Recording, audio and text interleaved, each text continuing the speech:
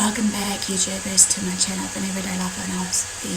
If you're new to my channel, you landed on my page today. I'm AspieAnswersAll, or I'm known as Aspie. I'm all about creating mental health and awareness versus sharing my life stories with Autistic syndrome, OCD, and the like, so that you can get to know me more of a person than these massive diagnoses that I share with you all as I journey with you all and share my everyday encounters with these conditions and how I go about it through tips and advice, as well as just hopefully with some bits and pieces of fun along the way, maybe if you can see them.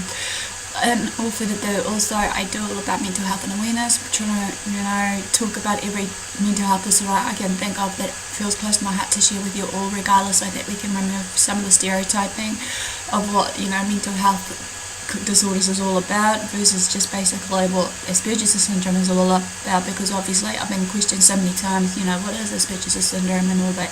Everyone who is on the autism spectrum scale that I've talked about recently will define it differently to their degree of understanding and knowledge and know-how of how they live and cope with it. So like I said, every autistic is different how they live their life, regardless what it may be. And all for the do, also basically I do some pills of wisdom based on my knowledge, experience and training, versus basically all these tips and advice that I give out to you, regardless if it's mental health disorders or just tips and advice along the way, regardless of the topics I may share that I feel needs to be shared, as well as also basically just everyday topics that I feel to share as a form of encouragement and pills of wisdom to you guys when you struggle with everyday struggles, regardless what it may be. Could be that you're struggling with depression, you could be struggling with financial strain, you could be struggling with anything, but I'm hoping to be here and support you guys as best as fits to suit you guys. So not further ado, guys, at this point of time, if you're new to my channel and want to know what I've been up to, at this point of time I'm actually doing the how-to guides at the moment for some parts of the Asperger's syndrome and Autism Help Central, versus hopefully some more on the ADHD series as well as just maybe just a normal everyday topic that might come about that may sound familiar or not. But I humbly apologise if some of those titles looks the same, but I'll promise you now that some of it shouldn't be so contradicting and similar to the point that you'll get sick of me, so to speak. And at this point in time, these are the how-tos for the ones of the Asperger's syndrome and Autism Central help page that I'm trying to finish up. Some of it will be based on my everyday life experiences, and some of the tips and advice before I begin may work for you for certain treatments, if there's any treatments that I address to you all that works for me and doesn't work for you. But bear with me, just try some of these treatments at least. Don't be afraid to try them before you lash out at me saying, Karen, it doesn't work, or whatever it may be. Just try each of those steps and then maybe see if it works. If it doesn't work, you can always seek professional help or seek an opinion if you feel it doesn't deem fit. It's all about give and take at this point of time of us respecting one another and whatnot. So let's begin this before I run out of time, even though I'm bubbling on so much. This one is about the how-to guide of how to make behaviour intervention plan for an autistic child. As we know, sometimes with behaviour intervention plans for an autistic child or not, it's important to start young, obviously, because we know that sometimes with some children at a certain age they'll have difficult behaviours, and we need to discern or know what's going on with them regardless of their behaviours. Some of it could be telling us some warning signs, be it the meltdowns are coming or whatever it may be, as I shared before.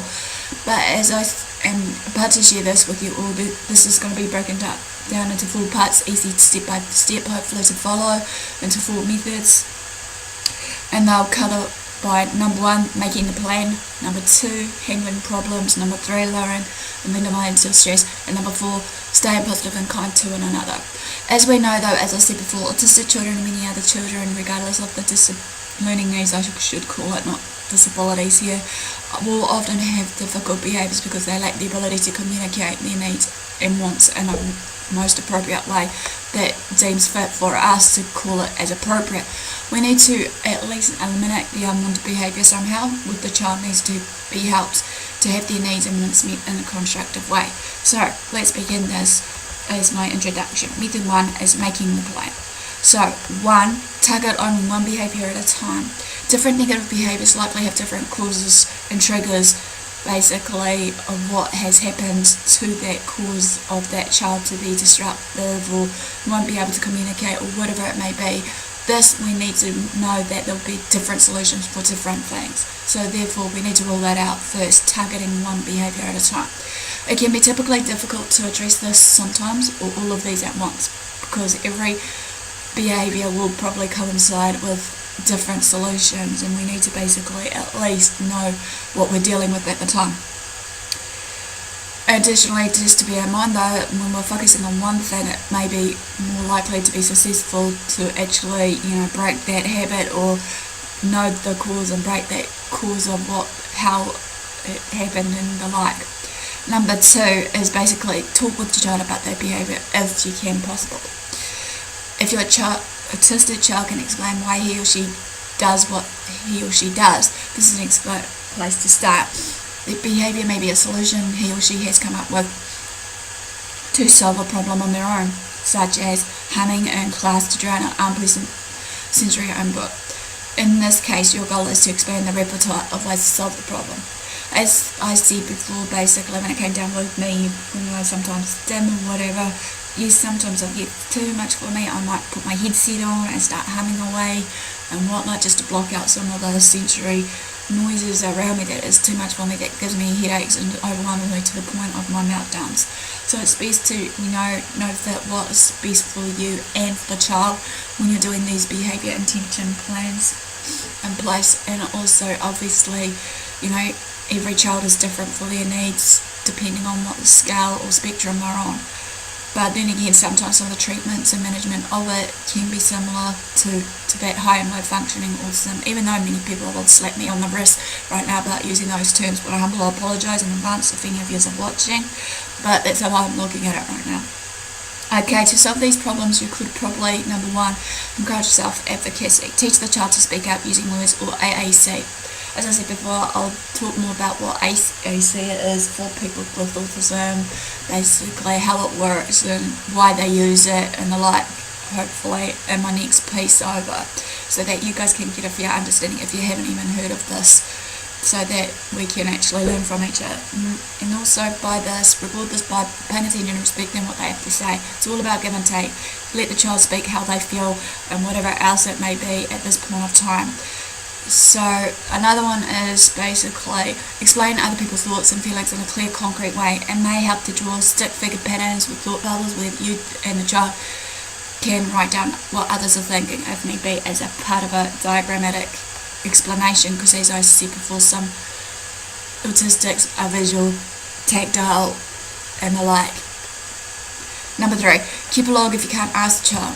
Obviously, sometimes if you can't ask the child, best way to do this is maybe have a pen and paper ready, or even just a phone app with your notepad or whatever it is, to identify the possible reasons for that behaviour that's happening, of what happens before the behaviour happens. You can ask yourself, what they were doing at that time before that behaviour arose that was unwanted or unnecessary by you, the behaviour itself, and what happens afterwards, and maybe the consequences or solutions that you want to put into place for this.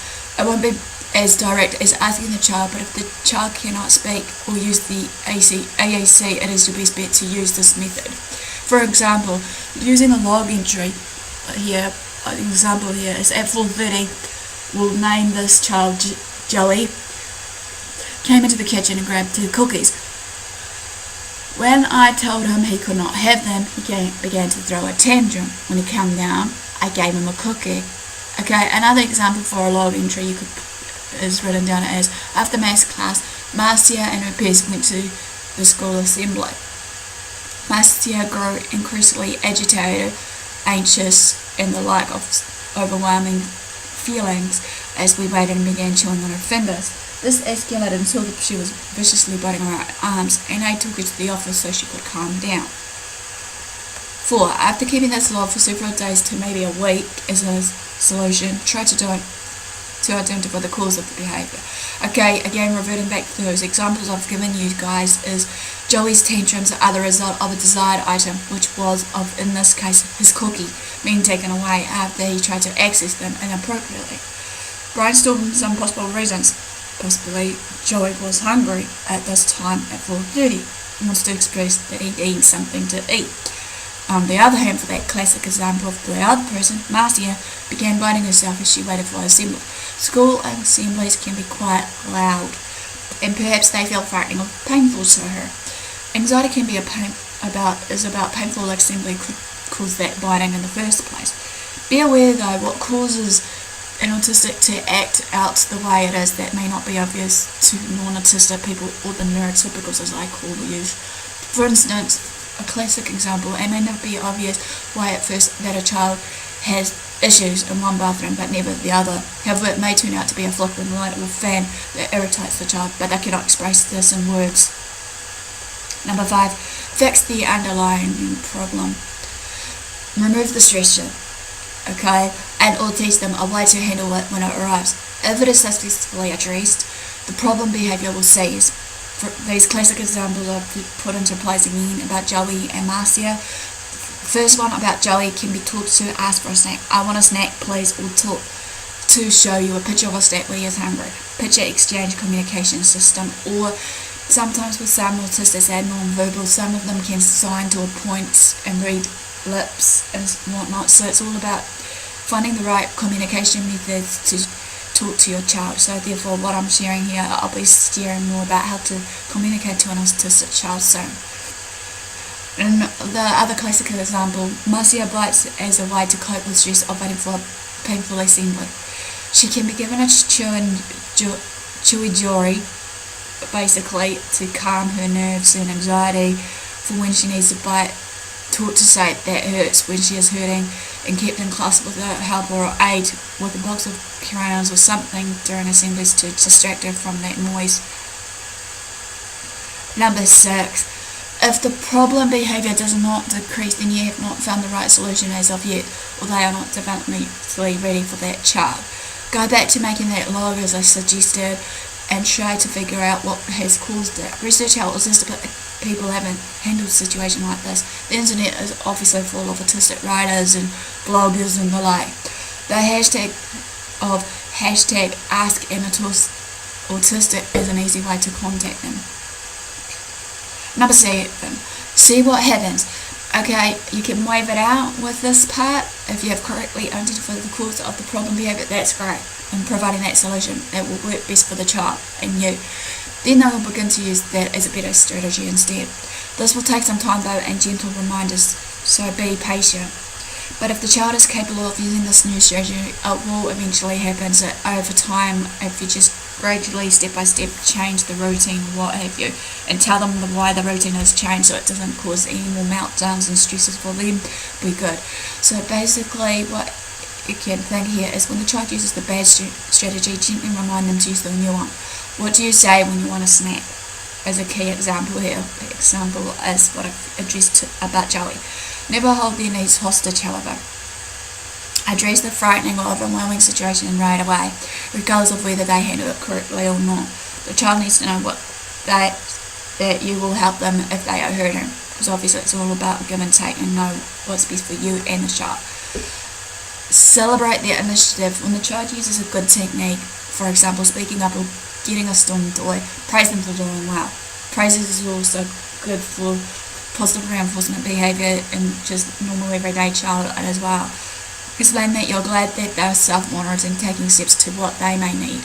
For example, I'm talking about Marcia in this example again. Thank you for telling me that it hurts, Marcia. Now that I know, I'll make sure you don't have to do it again. So while that basically ends the one of the first part of making a behaviour intervention plan for autistic, give me a like for thumbs up for support. Show me that comments below for those some parts that I may have missed out on. Some of the intervention plans maybe you guys use for your specialised child, regardless if they're autistic, ADHD, ADD or the like with the special needs. It'd be good to challenge you all to bring that into practice and place here on this part at least, so I can show me that you're engaging. I want to challenge you all for that. So feel free to follow me on Twitter, Facebook, AspieAnswersAll. Feel free to private message me on Twitter or Facebook, or even direct message me on AspieAnswersAll. feel free to also subscribe to my channel, and also feel free to share these videos along to family and friends, whoever, just to create this as an awareness, understanding and all. So without further ado, guys, thanks for the support, thanks for watching, do what you love what you do, and I'll see you all again soon. Aspie signing.